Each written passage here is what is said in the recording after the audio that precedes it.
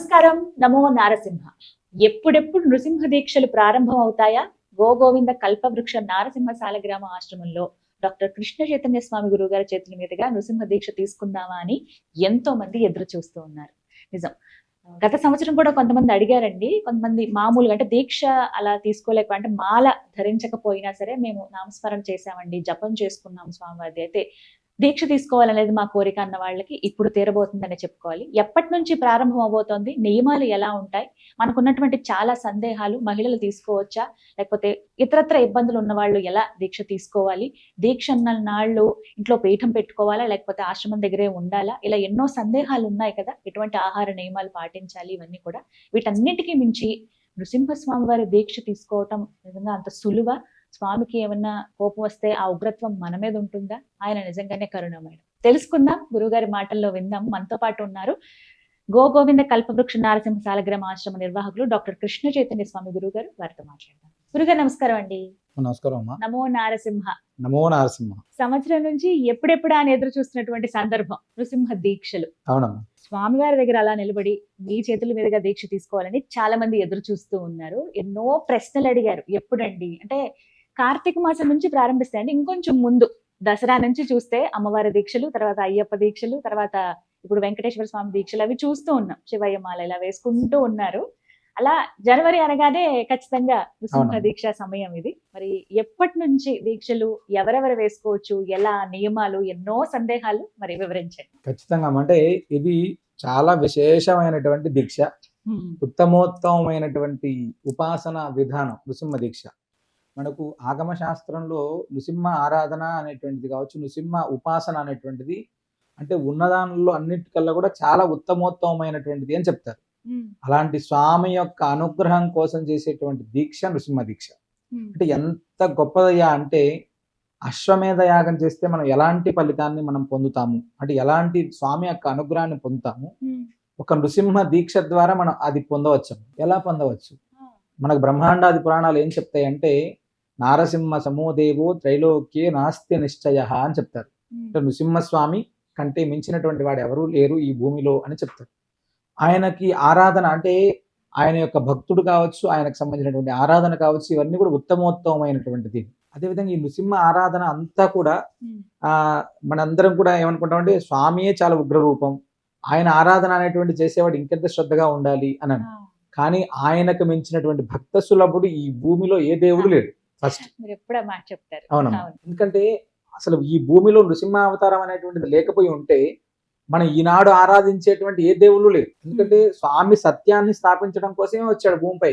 ఆయన నేనున్నాను, భక్తుడి కోసం నేను ఉన్నాను అని చెప్పాడు కాబట్టి ఈనాడు మన అందరినీ కూడా ఆశ్రయిస్తున్నాం. నమ్మకాన్ని ఇచ్చాడు, సత్యాన్ని ఇచ్చాడు కాబట్టి మనందరం అంత విశేషమైనటువంటి స్వామిని ఒక దీక్ష ప్రకారంగా ఆరాధిస్తే ఎంత అద్భుతమైనటువంటి ఫలితాన్ని పొందుతామో మన ఊహకే వదిలేసుకోవచ్చు. అంత గొప్పది, అది చాలా విశేషమైనటువంటి.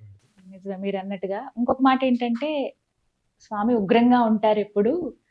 దీక్ష తీసుకోవటం నియమాలు చాలా ఉంటాయేమో, అంత సులువు కాదు, చాలా కఠినంగా ఉంటాయి, అవి ఖచ్చితంగా పాటించవలసిందే, చిన్న పెద్ద తప్పులు దొరికినా స్వామికి కోపం వస్తుంది అనే ఒక మాట విన్నానండి. ఇది ఎంతవరకు నిజం? అంటే స్వామి యొక్క ఆరాధన చాలా సులభమైనటువంటిది. ఫస్ట్ ఆయన ఉగ్రం ఎవరిపైన వచ్చిందంటే భక్తుడిని ఇబ్బంది పెట్టిన వాడిపైన ఉగ్రం, మన పైన కాదు.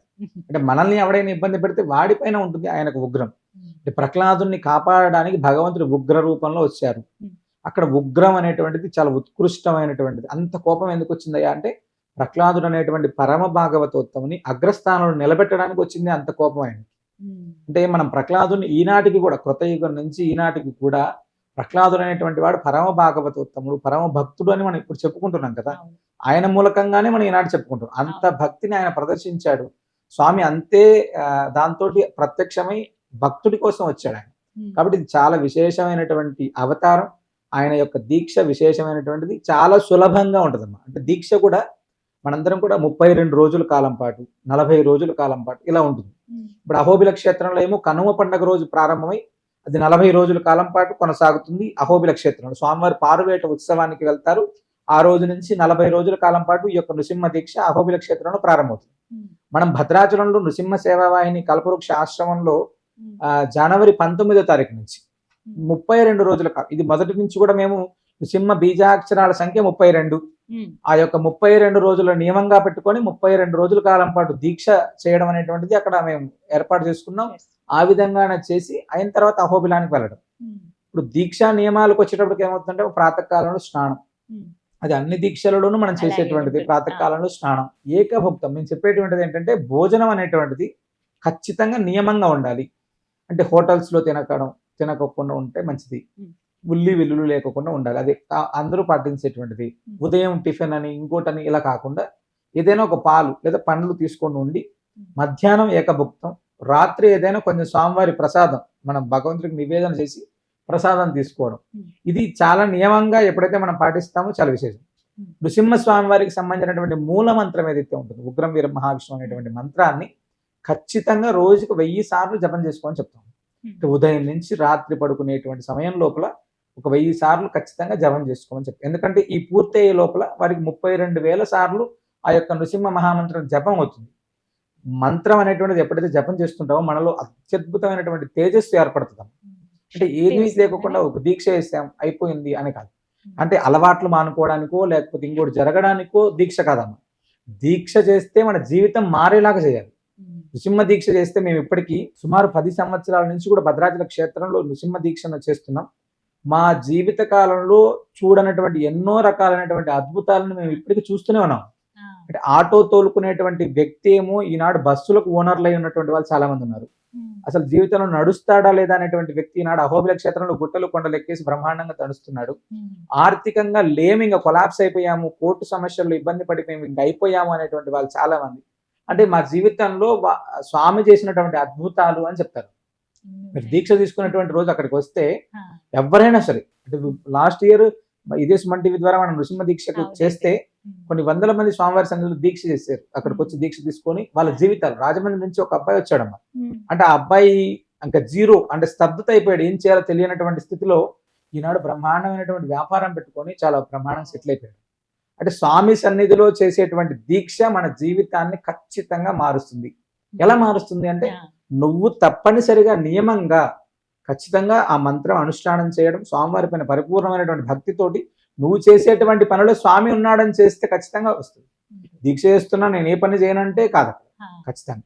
అదే విధంగా రెండోది ఏంటంటే ఈ దీక్షాకాలం పూర్తయ్యేటువంటి క్రమంలో 5 రోజుల కాలం పాటు చివరిగా చేసేటువంటి నృసింహ యాగం, అది మన జీవితంలో ఎలాంటి గ్రహ దోషాలు, ఎలాంటి రుణ రోగ శత్రు బాధలు ఏది ఉన్నప్పటికీ కూడా పటాపంచలు చేస్తుంది.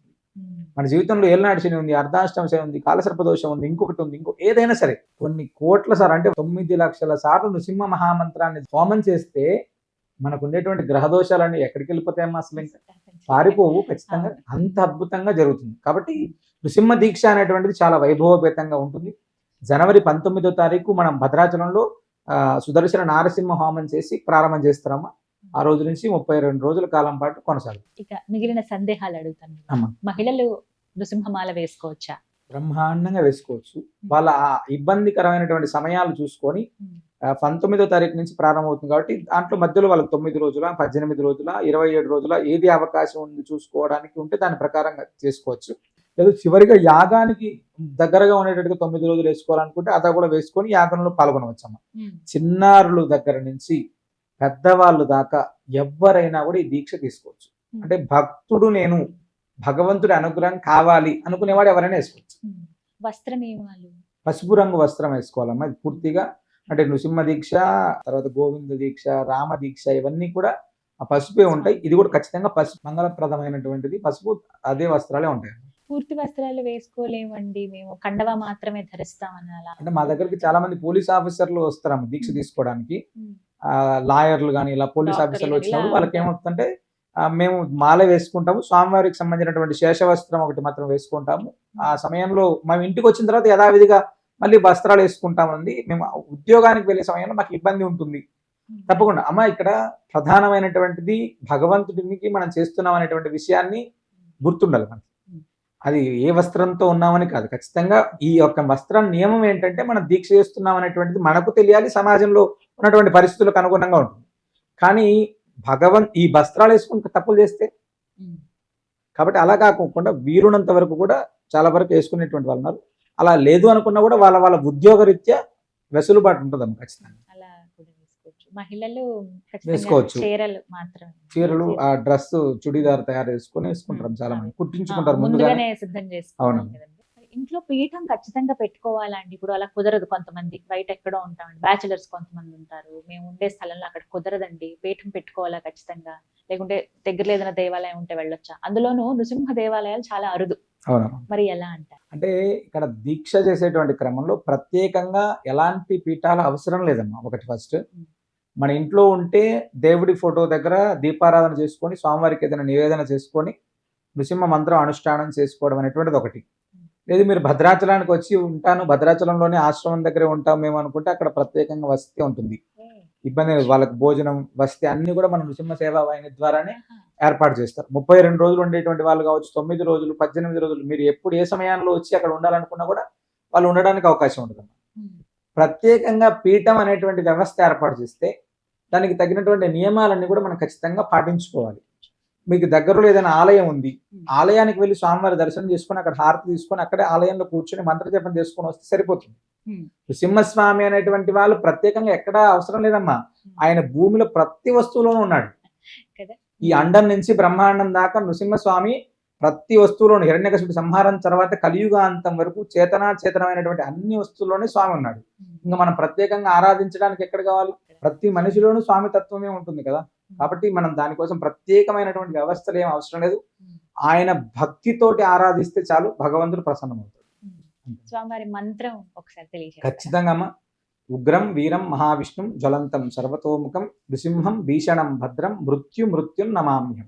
ఇది 32 బీజనాక్షరాల సంఖ్య. మంత్రరాజము అని దీనికి పేరమ్మ. కింగ్ ఆఫ్ ది మంత్ర.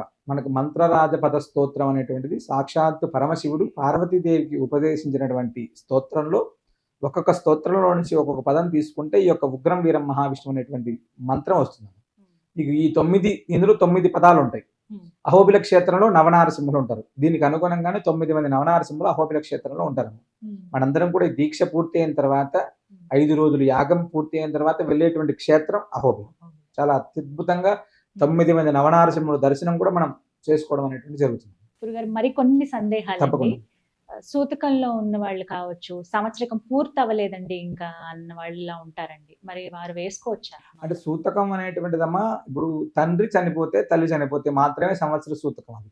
అంటే ఎవరైతే దీక్ష చేయాలనుకునేటువంటి వారి తల్లి తండ్రి చనిపోతే మాత్రమే సంవత్సర సూతకం ఉంటుందమ్మా. మరే ఎవరికి కూడా, అంటే చిన్నాన్న పెదనాన్నలు చనిపోయారు, మేమలు చనిపోయారు, వీళ్ళ ఎవరికి కూడా సంవత్సర సూతకం ఉండదు. అది కేవలం 10 రోజులు మాత్రమే ఉంటుందమ్మా. తల్లిదండ్రులు చనిపోయినటువంటి వాళ్ళు ఈ యొక్క దీక్ష తీసుకోకూడదు సంవత్సరం.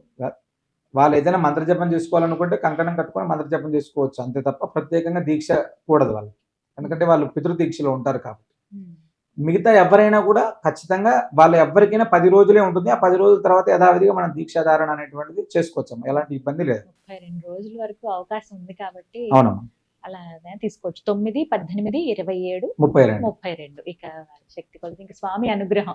మనల్ని చేయించాలి అనేటువంటి సంకల్పం ఆయన దగ్గర ఉంటే, గత సంవత్సరంలో వివిధ ప్రాంతాల నుంచి వచ్చి దీక్ష తీసుకొని వెళ్ళి బాగుపడినటువంటి కుటుంబాలు చాలా అమ్మా. ఎప్పుడు దీక్ష ప్రారంభం అవుతుంది? ఆల్రెడీ నెల రోజుల నుంచి స్టార్ట్ చేశారు అడగడం. అంటే దీక్ష చేస్తే ఈసారి మేము అక్కడే ఉంటామండి, మా పిల్లలు వేసుకుంటా అంటున్నారు చాలా మంది. ఇలా అంటే భగవంతుడి పైన మనం ఎంత ప్రేమను పెంచుకుంటే స్వామివారు అంత దగ్గరికి మనకు కనెక్ట్ అవుతూనే ఉంటారు.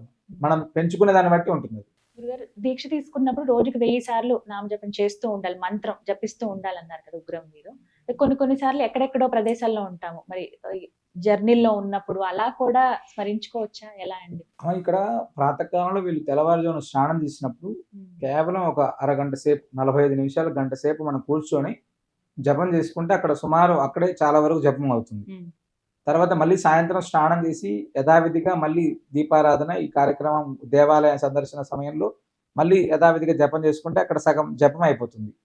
వీళ్ళు అంటే ఉదయం నుంచి రాత్రి పడుకునేటువంటి లోపల కేవలం 15-20 నిమిషాలు చేస్తే ఒక 100-108 పూర్తి అవుతుంది. ఖాళీ ఉన్నటువంటి సమయంలో అంటే పనులు వదిలిపెట్టి ఏ జపం చేయరు.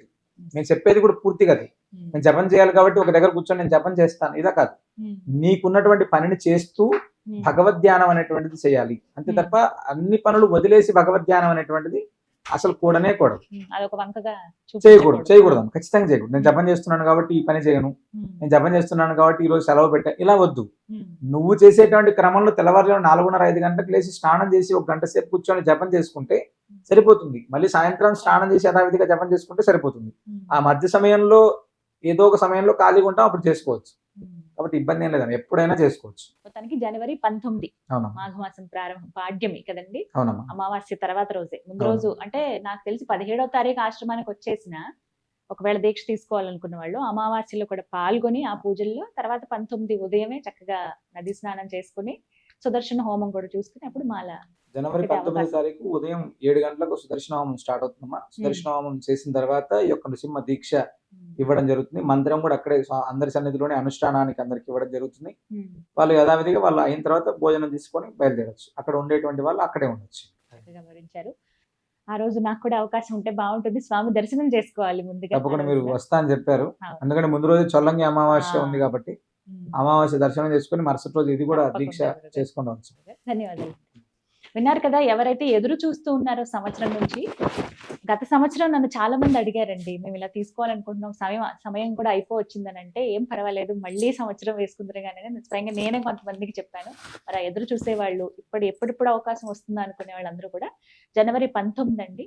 మీరు ముందుగానే వివరాలు కనుక్కోవచ్చు. ఇంకా కొన్ని సందేహాలు ఉంటాయి, ఇప్పుడు నేను కొన్ని అడగలేకపోవచ్చు. మీకంటూ పర్సనల్ గా ఉన్న డౌట్స్ ఏమన్నా ఉంటే కనుక ఆశ్రమానికి సంబంధించిన నెంబర్లు నేను ఇస్తాను.